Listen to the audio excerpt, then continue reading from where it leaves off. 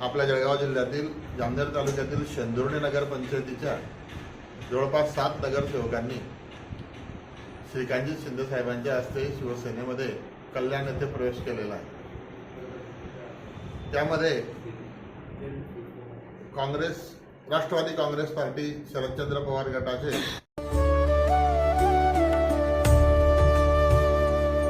Experience heritage and royalty.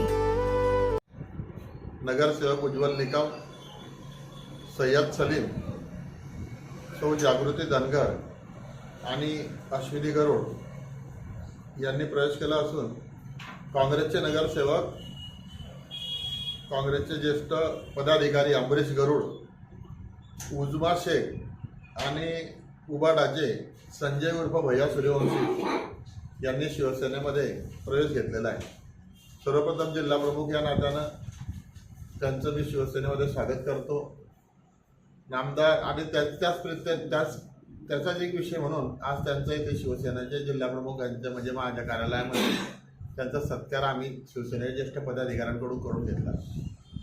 शिवसेनेचं जे मोठ्या प्रमाणात इन्कमिंग चालू आहे त्या बाबतीत फार काही विशेष सांगण्याची आवश्यकता नाही। सर्वांना ती गोष्ट माहिती आहे की सन्माननीय नामदार एकनाथजी शिंदे साहेब यांनी यांच्या मुख्यमंत्री असल्याच्या काळामध्ये केलेलं काम आणि परत उपमुख्यमंत्री असताना त्याच धडाडीनं त्याच जोशानं जे शिंदे साहेब काम करतायत त्याचा परिपाक म्हणून ही सर्व मंडळी इतर पक्षातून येऊन शिवसेनेला जुळते आणि शिवसेनेची ताकद वाढते।